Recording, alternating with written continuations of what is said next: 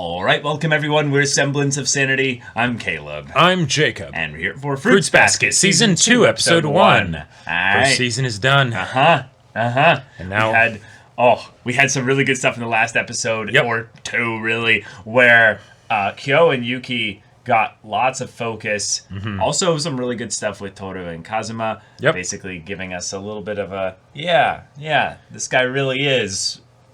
wholesome father figure for Kyo. But Kyo has grown so much since the beginning of Season 1, and in some ways, Yuki has as well, but both of them are figuring out their ways in which they can move forward. Their own path. And Yuki's path is one that, in some ways, needs to acknowledge and confront the past a little bit, and his situation didn't really force him into doing that as much. He has been taking ground, though, in his own way, and that's, why he made that whole declaration to Tohru, But that's that he's almost going to start. So in some ways, we are going to see that like literally in the next like stage of the story. Like unless he's not capable of moving in that regard.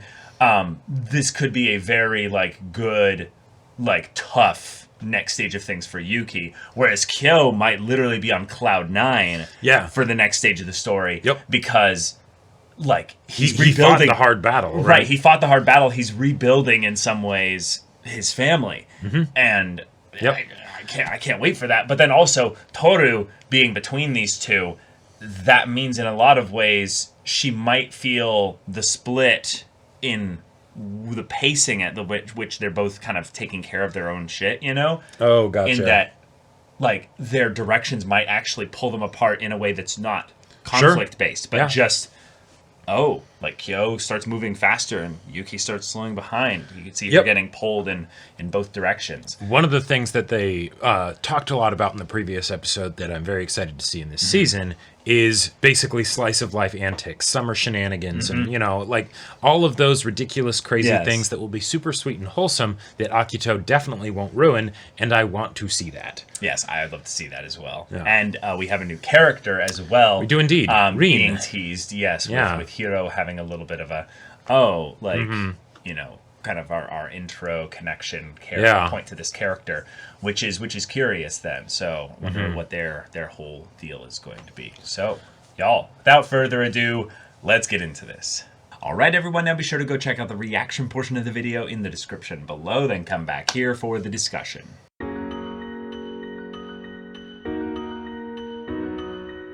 Okay. We got our school shenanigans. We did. We got ourselves some new characters. Yep. We have Yuki now officially meeting the rest of the student council. We have some really interesting kind of stuff with Minagawa. Which is okay. That was awesome. That was really interesting. I loved that because, so...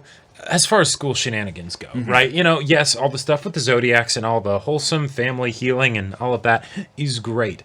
But I love the school antics, and the Prince Yuki fan club is probably one of my favorite parts about the school antics. So the fact that we're like, yes, new season, let's focus on her, and actually have it be serious focus. Get into her character and everything. I love it. To be fair, she doesn't have much really to her character. It's kind of the whole thing of where we see for here and now that there's an interesting connection you could make to the fact that Akito and her both have a very unique possessive attachment that is very unhealthy to Yuki. Now, because Yuki has changed, she's the one that notices it first of the, characters outside of Tohru, Shigure, and Kyo. Literally, she is the first. Yep. Because she is so obsessed with Yuki, watching him like a hawk. Yep. And it's kind of terrifying if you think about it from Yuki's perspective. I don't think he doesn't even know that. Well, no. I think he's in some level aware that people definitely look at him. Yeah, for some reason, most of the female people at this school don't ever talk to me alone, and if they do, then a crowd of other girls come over and drag them away. But well, we've already seen back in season 1 stuff things that have kind of moved things in a direction for him that is even more unhealthy because of how much his relationships are non-existent at the school before Tohru. Right. So, what they do is really kind of gross in that regard. Yeah, so and it's kind of fun to have her make this realization of, oh, okay, I still can talk to him, actually. Like, I could actually engage with him, but that's because of what Tohru did to help him out. And that's kind of what I liked about this, because the big difference between the Akito situation and her situation is that, one, she doesn't get physically abusive or anything like that. And two, she's very much keeping this to sort of like the silly things you do when you're a kid, basically, right? Because this is very much a childish thing that she's doing, right? And in fact, she's wishing that she had been born a year later. That way she would be younger and she could stay in this childish scenario just a bit longer. Yeah, right? Now remember the context for that, though. That was when she was screaming and stuff, and then the lady came out and did that. I know. Stuff. It's dysfunctional to the point of comedy that, like, she's so wrapped up in her own world that she even sets her room up to be almost like this little princess cove, completely cut off from the rest of the home, and I don't even want to think about what her parents have to deal with on just a day-to-day basis based on how that one interaction went. God, like she's an absolute nightmare, and yet there is this part of her, even if it's a very small part, that does kind of want to be better because she's realizing, I really do have a lot to... I need to be grateful to Tohru because, as obsessive as it is, I do care about Yuki, and she has helped him, and in a way that I will never be able to do, right? So the most I can do is basically encourage Yuki when he starts to be... vulnerable, down on himself, etc., and be like, no, you're doing great, keep it up. Yeah. Which will not lead to any romance or any kind of stuff that you want, girl. But it's an element of her basically letting go, I would say, maybe. I disagree. No, an element, not an entirety, right? Like no, I'm not giving up. That was literally what she said at the end. She's not letting go at all. No, what she's doing is she's getting wise to the idea that you can actually walk up and talk to him. Mm-hmm. That is not some act of letting go. That is an act of maturity in that she is realizing, I can actually just go up and speak to him. No. Work with me here. From the bounds of just how childish and dysfunctional her obsession was, I would say that's something where she's letting go of some of the obsessive aspects of it, so that like that a rule of no other girl can exactly right. Approach him. That way she will begin to accept the fact that maybe she can interact with him like an actual human being, not his highest Prince Yuki-sama or whatever. Yeah. That's a good point. That is a good point. And that's not much progress. No, it's not. But it's something. And given where she was, that's, hey, good job. Yeah. In some ways, one of the things that's great about Fruits Basket is that every character goes through some slight amount of progress when they get focus in a given episode. Right. And that's something that generally makes this show really, really, really good for getting invested in the characters individually. Is that certain characters and their progress you're going to appreciate a lot more for whatever your personal preference is. But with Yuki here, we got to see in some ways the results of some of his progress in that he talked back to Manabe when he was just going off, and then Manabe gave the, you're more interesting than I thought, which for Yuki is a big step in that he does not really have any friendships in the school outside of Tohru and her crew. And so the fact that he could cause this connection to potentially go in a direction that could lead to some kind of positive relationship. With nobody else's help, with no other parties involved. And from a situation where you would absolutely not expect it to go in a positive way. Because he literally could not stand this guy. Yeah, with good reason. The guy is absolutely awful. Like, you compare him to Ayase, but I think that's just because of how he makes you... Ayama. Ayama.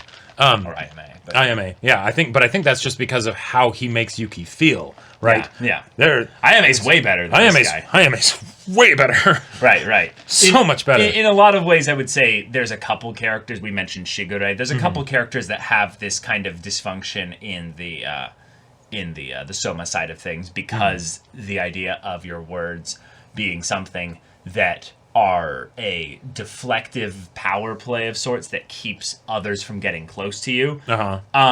Yuki, one of the reasons why that actually probably bugs you is because you do that.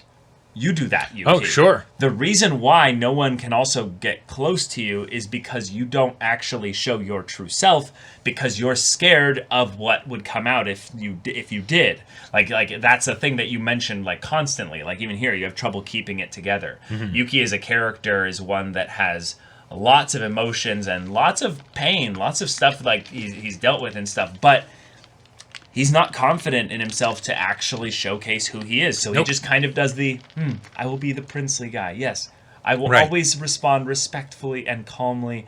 And this episode was one of the first times, really, to a stranger especially, that he actually responded in a different way. Yep. And he was rewarded for it. Right. It wasn't anything crazy big, but it's something. It's a huge deal. I get the feeling that guy will be a lot easier to interact with moving forward because he did that. So. You know, and if he's not, then you at least have set the groundwork and the you can build from here. Yeah, you can build from here, and that'll be its whole thing. But I feel like this is I want to bring up the scene with Kyo where Kyo was talking about Yuki, and he's like, he's just whatever. So lame, right? Yeah. And then Yuki kicks him, and it's like, haha, gag, physical comedy, here we go, right? Right. But then, as Yuki's walking towards the school, you can't stop thinking about it, right? It's still sticking around in his brain. When Kyo says stuff like this to Yuki all the time, right? And we haven't really seen it get to him that much because it's always just Bakaneko, right? Well, also that's a thing they've just chose not to focus on. Doesn't mean it's never gotten. No, that's a great point, and that would Yeah. and that would help to reinforce why he responds in such a way to Kyo's antics when he usually has that kind of persona of being the cool as a cucumber, kind of just nothing gets under my skin kind of vibe. Because right? that persona is fake. It's That's right, not exactly. actually who Yep. he is. Yeah. Yep. And so then here we have a situation where when it's not Kyo, someone that he sees all the time, where he's used to this kind of rhythm, the general, witty repartee, right? He actually does stand up for himself, and it worked pretty well. It did. Yeah. I'm really excited about that. We got a new OP and ED. We did. Our editor blotted out a specific little card thing there that was probably for the horse. Yep. Given that that's the one zodiac I think left actually that we haven't actually I want to gotten say thing for. I can go through this whole thing here. We have the sheep, monkey, tiger, snake, ox, dragon, pig, rabbit. Rabbit. Is that 8? That's 7. Oh, 7. And then rabbit 8. Wait, no, or rabbit pig. 7, pig 8, Yep. cat 9, dog 10. We're missing one. Did we do snake? I didn't hear snake. I don't know. Oh no, snake is here. That's some. Wait, 1, 2, 3, 4, 5, 6, 7, 8, 9, 10, 11. Okay. Right. So then, hold on. So we have 2 left. Well, yeah, because we can't count Kyo because he's in the unique special situation where Right. he's a 12 months, but there's an extra zodiac because Kyo. Wait. Do we? Who's the rooster? Who is the rooster? Did we not put in the The did we not put in the notes for the rooster? Because I want to say we've met the rooster. Yeah, right? I think so. Huh. Yeah, isn't the rooster oh, that might be it. It might be the character that was constantly like, I'm sorry, you know. Oh, yeah. And that's why we that's why we was. didn't really put notes in for them, because they were We didn't our care least, too much for their they were our introduction. least liked Zodiac. Yeah, it's one that I feel like didn't age very well, but yeah, or wait. or no, or they were the monkey and then was. Wait, hold on. Oh, I guess we don't have. Wait a minute. We don't have the rooster yet. Huh. Well, okay. Point is, what we ended up counting all the people in the ED that were potential Zodiac members, right? Mm-hmm. So not Tohru, not her, like not Uo and Hana and them, and then we have some theories. And here, we had an extra one basically. And there was an extra character behind Akito. Right, that was also shown in this episode. Right. And that potentially changes up some things. Because basically there was one more than the total Zodiac members, right? Even counting Kyo as the 13th. Yeah, in the OP specifically. There's this character behind... the OP, yeah. Yeah, there's this character behind Akito. And what... There are a few things. It gives us some thoughts here. Yeah, it gives us some thoughts. So one is that potentially it's like Akito's father or something, right? Yeah, someone that is important in the family that is exactly even potentially above Akito. Right. Yeah. Because there's the above Akito, so that potentially Akito isn't actually the sort of main antagonist, but also potentially too someone who has helped contribute to Akito being as effed up as he is, right? Yeah. And then that's a way that we can basically see Akito's plight, because he also is, a victim in a similar way that he's made other people his victims, right? And then maybe that could be a way that we could come to understand him a bit better. Yeah, that's not really our main theory, though. The actual main theory is that Akito is potentially either a Zodiac or not a Zodiac. It's the idea that this new character is actually one of the remaining two Zodiacs. Because there's another person that could be introduced in addition to the Zodiac members, and that's the person who gathered them. Yep. Right? Yep. And that would make a lot of sense as a final antagonist, basically. Someone who is the creator of the curse or is in control of it or something like that. Then that could also give reasoning for why all of the adults are letting Akito do whatever he does, because it's not about the family situation, but actually maybe because this person has control over the Zodiacs. Right. It's a being that, like, I completely forgot about even existing, but in the ED, they had them all sitting around in a circle, and it was just this thing of, like, yes, that scene from the very beginning of the show. Right, the very beginning, and then I was like, wait a minute. But there's that other figure. There's that guy sitting there. Wait, who was that again? Right. So in a lot of ways, what I think they're setting up here is that Akito might be the big bad, but it's actually not Akito. It could be something that, like Kyo, something that has cursed Akito, and Akito is at the behest of this thing that either possesses him or this ancient being, this entity that he is basically has leverage over him. Right, just the current vessel for. In the same way that, like, they're all vessels for their Zodiacs, Akito could be the vessel for something that's way bigger than a Zodiac. The idea of an animal spirit being, like, inhabiting like a person, that feels like something that would be a lot more of a simple relationship than a person inhabiting another person, because then you've potentially got two wills and stuff. Well, I think the point that we've brought up multiple times about the limitations of the Zodiac transformation is that all it is really is a very, very uncomfortable inconvenience towards physical interactions and intimacy between members of the opposite sex. Which, to me, sounds like something that would discourage procreation between Zodiac members and others. Right. Which is really fucked up. But there's no other way thus far that it's really extended beyond that. Yeah. It's in a lot of ways something where... Like, we know that Hattori can, like, wipe memories and stuff. Yeah, but that doesn't seem to be tied specifically to...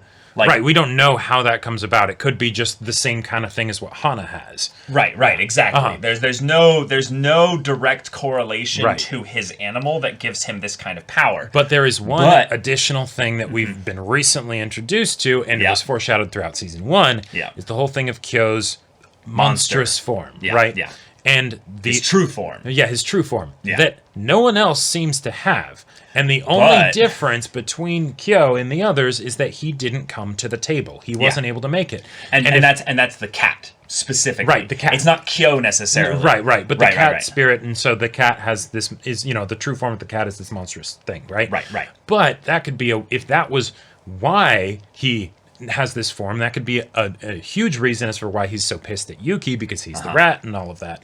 But it could also be a way that the being who brought them here could have leverage over them, because then it's I can turn you into monsters if I so choose. At any point, I can ruin your life, but not only that, I can have you hurt people. Yep, hurt people you care about. I can ruin the lives of anyone in the future who like inherits your zodiac animal. Right. Like, and Kyo is just this perfect example as a pariah of the Soma family, right? Right, which world building wise sets up a lot to where things could go later, but it also creates this very unique power dynamic where Kyo is in some ways given something that is so devastatingly strong that people are genuinely, like they keep tabs on him, like they're a little bit worried about him and stuff. But given that his arc of season 1 was acceptance, a form of finding his new family, right? He has an interesting level of freedom potentially if that's how everyone else is being controlled, right? Because what can you do to him? Yeah, you might not be able to do anything. You have no power to of him, right? You know, the one card you had has been played, right? There you go. Yeah. Therefore, if this is a situation where Tohru's influence gives people acceptance of sorts over the fact that, hey, maybe it's not so much of a curse necessarily. Maybe what Kyo, has to go through and stuff like that isn't all that bad. Now he'll be okay. Yeah, he'll be okay. Right? He has Kazuma, he has Tohru, he has Yuki, even he has Shigure. Right. Maybe it's fine now to go in and beat the shit out of Akito if he tries something. Yeah. Now there's probably other things that Akito has as a way to control them in such that it's so bad in the Soma family that all this list of stuff that's very much like a Steely Dan situation where we as the audience are taking notes of all the shit Akito has done. We're like, there's going to be a bill to pay, you son of a bitch. Yeah, exactly. I'm gonna give you the receipt. Like this very much feels like weird tangent, but it feels like that one scene from Battlestar Galactica where it's like, congratulations, you now own 1/5 of Gaius Baltar's ass. like, okay, let's... Why? What does that have to do with anything? Just the people that will be like, all right, now it's my turn, you take your shot with Akito, all right, now it's my go. Okay, sure. But this theory works, I would say, on the basis that there's a limited number of zodiacs. Therefore, as they keep introducing new characters, while there's only a certain number of zodiacs that are remaining, we have a very clear idea of, okay, there is going to be a point where there are no zodiacs left. Right. It almost felt... And it keeps feeling like the way they set this up that Akito is not necessarily a zodiac then. I'm not sure about that one. I feel like he totally could be, but because like Rin being introduced, she could be a zodiac, she might not be. Who knows? I don't like. I feel like for her it wouldn't really matter too much one way or another with where we're at now because we don't really know her, So it's just how does the show want to handle her? Right. With Akito, I feel like, depending on whether he's a zodiac or not, that would change things in a very big way. But yeah, regardless, there's only so many Zodiacs left. So you have things like at the school where Yuki's like, they were almost Zodiac level weird, right? Where it's like the quirkiness of the characters. It's like, yes, before it was sort of like a thing of, well, they're Zodiacs and that, certain things get complicated because of that. Now it's like, well, they're also very weird in their own way, but, It's like, are you Hatsuharu level weird, or are you Kagura level weird? Right, Because there's two very inactive and passive, kind of ways in which the Zodiacs are like, they're not that bad. You got Momiji, Right, yeah, he's great. Momiji's just how he turned out that sweet is a mystery to everyone. He maybe kind of invades your personal space a little bit. But you are grateful for it. He's yeah. just so adorable. So give us more of this, where we have Yuki reeling with real relationships, where he has to then call people out and be like, hey, I'm worth more than this shitty interaction. And I gotta say, I love this as a struggle that Yuki will have to deal with, because it's the whole 12th step principle, right?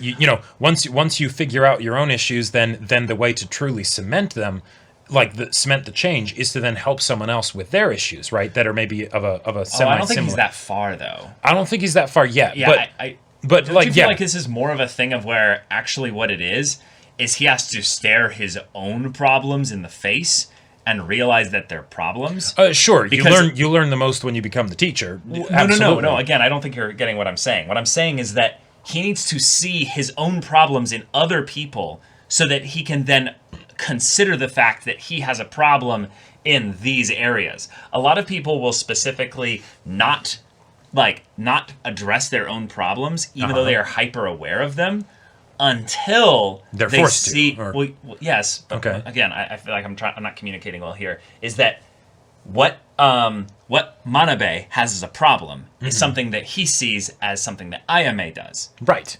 But I would say what he does on a general sense is something that actually a lot of the Soma family members do. Like, a lot of them. Not Ayame specifically. Ayame, I think, is the one he brought up just because Ayame bugs him the most out of all the Somas outside of Akito. But actually what he does is a different form of exactly what you do, Yuki. So in order for you to see progress, I already went into it before, is the idea that Yuki does not actually communicate in words that line up with his innermost feelings. He creates a persona that is outside to obfuscate, deflect, and provide a shield so that people can't actually connect with him. And then in this episode, he got to open that up a little bit with Minagawa. Minagawa was one that actually awkwardly asked him some questions that led to a little bit of an opening, and they had an actually genuine conversation there. That was only on the table once they both broke down a lot of their false personas. Exactly. Yeah. Okay, gotcha. I thought you were talking about Manabe. I was about both of them. Yeah. Oh, okay. Yeah. They both do that. Gotcha. Yeah. Okay. I'm saying that Manabe was one that forced him to do this because it was so blaringly annoying that he actually stood up for himself and wrested the conversation away and was stop that. Yeah, all right. That was his first real instance of ever doing that in the show. We've never seen him ever really do that. Right. Even when he gets into scraps with Kyo, he very much keeps that persona maintained. He just physically acts out in a way that he knows that Kyo will be able to understand.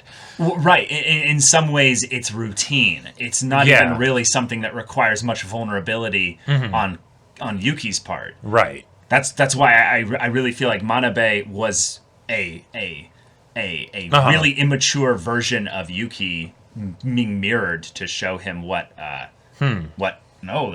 dude, this guy is just a more aggressive form of you, very, very aggressive in that, much more he is definitely more aggressive about what he does than Yuki. Absolutely. But it's still a persona. It's still something that you can tell when Manabe changes his vocal patterns, he starts lowering his tone. Oh yeah, there was probably a solid 3 layers maybe that he went through in this episode of the I'm lazy, all of that stuff. Oh, I'm playful and jovial. I'm playful and then I'm I'm zeroing in. Yeah. Right, exactly. And then, oh, okay, all right, yeah, you're all right. You're a bit more interesting than I thought, And then that's kind of when we got to see the true side of him. Yeah. One of the other character that we got this episode in the student council was the treasurer, Machi. Yeah, and Machi Kuragi. Yeah. Yeah, I'm. Whoa. So, yeah. The fact that she was like, okay, trashing the place, and was very emotionally distraught when we heard her from outside the room, right? With Manabe in the closet, in the closet, fully aware of what she was doing. So this is I'm not sure whether to just go out on a far limb here, because I feel like I might have gotten an image of exactly what the situation is, but I could totally be wrong. I'm gonna go for it. All I know is that she did not like the idea of him touching her. Yes, so we have a few things. She didn't like the idea of him touching her. Mm-hmm. She was having basically a breakdown. Yep. In the room that was specifically the counselor's office, not the student council room. Sure. Manabe was in there, lazing about, sleeping, while she's like, resting, conscious. Whatever, right? Conscious. But he can tell that this is going on. He absolutely knew. He absolutely knew, right? Mm-hmm. They could have been having a fight.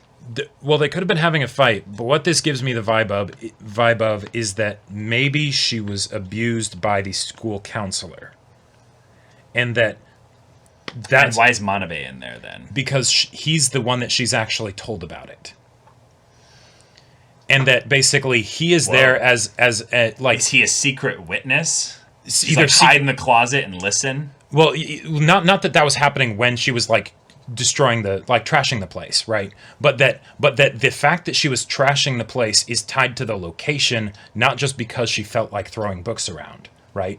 Okay. I mean, that definitely could be the case. I think the lack of having a counselor character yet means that I'm hesitant to go into that. Right, because there's we wouldn't have a person to actually do that, but depending on how serious the show wants to get, and this is the thing that, like, because normally I wouldn't assume something like this necessarily if a show hadn't set itself tonally to potentially go there. Mm-hmm. But at the same time, we have Akito beating children, so I feel like it's not. It's on the table. It's on the table, right? I feel like that's not an impossible thing at all. I just feel like for now, what I'm more interested is why she was doing this with Manabe in there. Because your theory doesn't really cover that, and that's something that I find more interesting. In that's factual, and that's something that we've almost agreed on entirely. That Manabe has to be aware that she was doing that. Yeah, and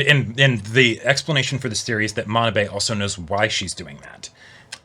So it's a thing of and then even when she's like, okay, she's gonna leave. Once they leave, she very quickly also exits. Maybe she didn't feel comfortable in that room by herself, and then she doesn't quickly exit. She starts cleaning up. Well, no, she's cleaning up when they're there. But if we see when she's cleaning up, she's actually putting the books in one at a time, pretty neatly, right?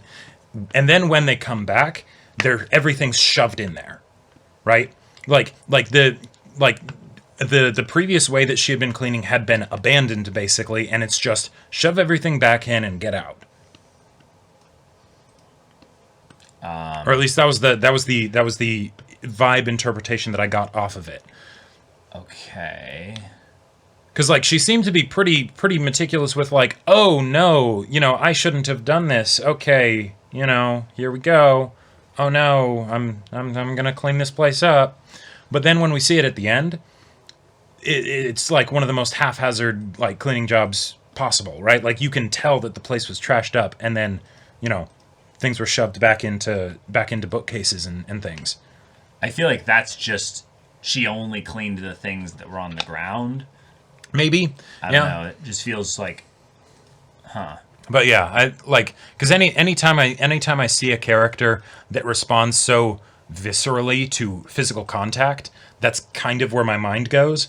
And then the fact that it's in the counselor's office where she did, you're right, where if you were to ever have a situation where there would be an opportunity for abuse without people realizing it. I would think it would be in some kind of counselor situation where they're going to be fairly regularly potentially spending time alone with the person, and that's part of their job, right? No one is going to look at that, weirdly, Sure. right? Okay. But again, weird way out on a limb kind of thing here. But yeah. But I could also, and then if Manabe knows about that, that might be why, like, maybe they're tight, or why, who knows, he got Yuki to, like, walk him out because he had made, her uncomfortable or something. Who knows, right? I don't know, but that was just a vibe that I got from this, and I wanted to mention it here just in case there's... Well, they're introduced together, so they have some kind of relationship that is not, like, just they know each other's names. Right. So that's definitely the case. It's just a question of what does it mean? Is. Yeah. Right now, there's nothing about them that seems to be in conflict with each other. Yep. So I would say that they're primarily, I would say somewhat friends. Right. But I would say that there's also a decent enough likelihood that it's just, no, she's kind of pissed off about the fact that she needs to do all this stuff herself. Sure, that was the original vibe I got, is that she was the put upon person. Then I remembered, wait, no, she was actually the one trashing the place. It wasn't that he trashed the place and then she had to clean up after him. But she could have been having a breakdown about the fact that he is, the way he is. She's the treasurer. She has to be the responsible one that's balancing, all the numbers and everything. And the VP can kind of just be like, well, as long as the council member, I had a long day. I've done a lot of hard work, so I'm just gonna recuperate on the couch over here, and you continue to do your thing. Yeah. But okay, season 2, great start. Lots of school shenanigans, just like what we wanted. Yep. Getting ourselves a unique look at Minagawa was really fun, and then also having Yuki, I would say, kind of started again as he's the focus, I would say, main arc for the the trio in this season. Tohru, no. Tohru's already gone on a really strong arc thus far. Yep. If anything, hers is probably being put on hold while we focus on the two of them. Right, because she's the main character. Kyo and Yuki specifically. And then Kyo's thing had just a big finale recently. Right, so we're good on Kyo for a while. We're good on Kyo for a while, but we don't need it. Yeah, if anything, it could be cool to see some realized stuff with Kazuma and Kyo, but that would just be for, I would say, the wholesomeness. Yeah, that's icing on the cake. Yeah, exactly. So y'all, thank you so much for watching this episode's reaction and discussion. If you want to see the next episode's reaction and discussion right now, though, go check out the link in the description below for our Patreon. You can get an early access there. You can watch full-length timer reactions there, and all this comes with Discord access. You can chat with us in the community there about this show, about anime in general, and also be sure to check out our Twitch channel. We stream every weekday. The info's in the description. Yeah, so if ain't that interests you, we'll see you there. But until then, we're Semblance of Sanity. I'm Caleb. I'm Jacob. And we'll see you all next time.